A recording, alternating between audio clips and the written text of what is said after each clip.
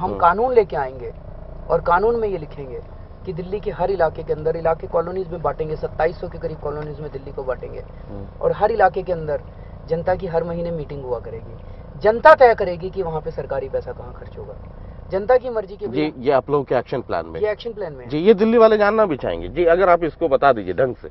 मतलब आज एक म्युनिसिपल वार्ड में को हम लगभग 10 हिस्सों में बांटेंगे। 272 म्युनिसिपल वार्ड है तो 2720 मोहल्ले हो गए रफली। 2700, कोई 10 में बांटेंगे, किसी को 8 में, किसी को 12 में। हर मोहल्ले की, उसको हम बोलेंगे मोहल्ला, हर मोहल्ले की महीने में मीटिंग होगी, जनरल बॉडी मीटिंग, सारी जनता आएगी वहाँ पे, वहाँ की जो जनता है। तो एक मोहल्ले में लगभग 1000 फैमिलीज हैं, तो अगर नोटिस भेजोगे तो 100, 200, 300 लोग आ जाएंगे। हर साल वहाँ की जनता को एक मुश्त राशि एक तो दी जाएगी, 1 करोड़ 2 करोड़ जो भी बजट अलाउ करता है। जनता तय करेगी कि हमारे इलाके में नाली बननी है, कि ये बनना है, कि ये बनना है, कि ये बनना है। जनता प्रस्ताव पारित करके वोटिंग करा के, मतलब जनता की डिमांड तो कई सारी आ जाएंगी, तो ये होगा कि इस मामले पे, इस नाली के ऊपर ज्यादा वोट पड़े तो ये काम पहले होगा, इस सड़क पे कम वोट पड़े तो ये काम बाद में होगा। प्रायोरिटी बन जाएगी।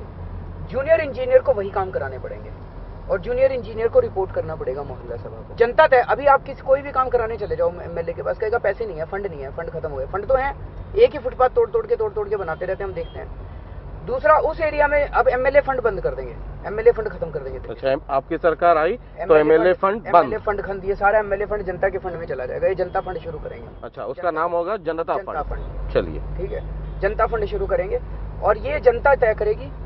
दूसरा, धीरे धीरे वहाँ के स्कूल है, स्कूल के ऊपर कंट्रोल हम वहाँ की लोकल मोहल्ला सभा को दे देंगे। उस इलाके के अस्पताल, लोकल डिस्पेंसरी के ऊपर कंट्रोल वहाँ की मोहल्ला सभा, हर मोहल्ला सभा का छोटा छोटा सचिवालय होगा। आपको 21 तरह के सर्टिफिकेट बनवाने के लिए एसडीएम के पास जाना पड़ता है। लेकिन ये कॉन्ट्रडिक्शन नहीं होगा, एक तरफ वार्ड काउंसलर भी है, वो वार्ड भी तो वार्ड ही है ना। ऊपर है, मैं आता हूँ उस पे। अच्छा, वो 10 मोहल्ला सभाएं हैं, उसके ऊपर वार्ड है। ओके। तो कई चीजें ऐसी होंगी जो कि कई मोहल्लों से संबंधित है, उसको वार्ड के स्तर पे करना पड़ेगा। कई चीजें ऐसी होंगी जो स्टेट के लेवल पे है।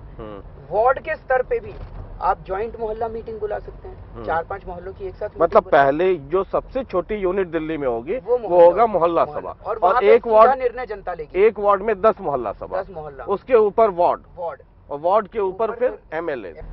वार्ड के स्तर तक जनता सीधा निर्णय ले सकती है, ऐसा हमें लगता है। उसके ऊपर के निर्णय रिप्रेजेंटेटिव डेमोक्रेसी और डायरेक्ट डेमोक्रेसी। डायरेक्ट डेमोक्रेसी आप वार्ड के नीचे तक ले सकते हैं। वार्ड में स्कूल, वार्ड का पानी, वार्ड का सीवर, वार्ड का ये वो आप ले सकते हैं, जनता मिल सकती है फिजिकली। लेकिन उसके ऊपर फिर बड़ा हो जाता है, उसके ऊपर के निर्णय फिर राज्य सरकार को लेने पड़ेंगे, और वहाँ पे वो।